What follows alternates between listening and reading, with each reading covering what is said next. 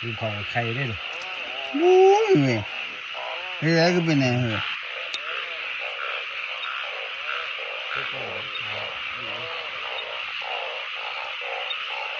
เฮ้ยกระเพาะเนี่ยเลี้ยงแต่ไม่เอา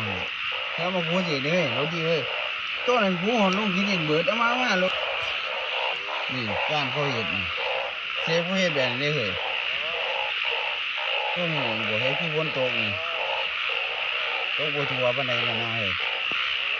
เฮ้ยบ่อยากเว้าแม่นหอมมาขนาดนั้นเฮ้ยหอมหอดบานไปแล้วนี่ก็ได้บริจิตดีเนาะนี่ค่อยให้ยังหอมนี่เฮ้ย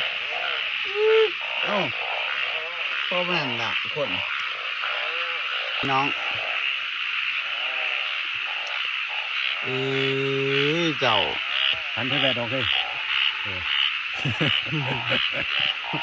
มาท่านซุกมาเลยเลยแม่นเลย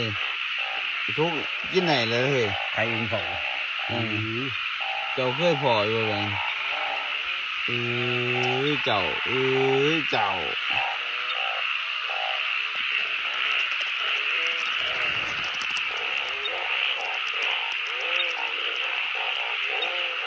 น้องเฮ้ยสุดยอดงั้นคือเป็นไงวะแต่ว่ามาท่านซุกมาเลยแม่นบ่ทันถูกนี่ดูข้างหลังมันติล่ะเอาไม้อยู่ข้างหลังนี่มาทานว่าฮอดโอ้ตัวแม่เว้ยดื้อตัวนี้มันถือออกมาไข่ด้วยไข่จ้ะแต่แน่นอนจ้ะต้องขาดีกับบุหารมันนี่คือเป็นไงโอ้ยไข่ล้วนๆวันนี้นำออกเมื่อสีแดงคือเฮ้ยแล้วไข่อีก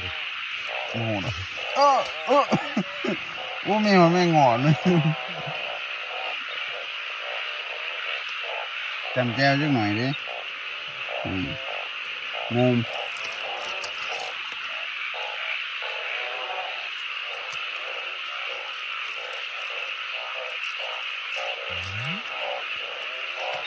ไข่กินของไข่ได้เลยโอ้ยเว้ยเฮ้ยก็เป็นไงเหรอหมอไทยนี่คือสืบบันไดแล้วนี่มองคนเราตัวอีกตัวไหมบันไดดอกใครแต่หมอซิมแล้วเว้ย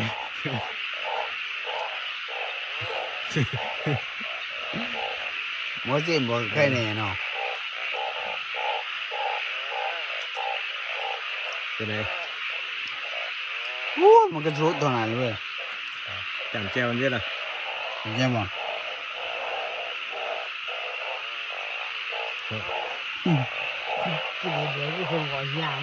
มุมอยู่เลยเอา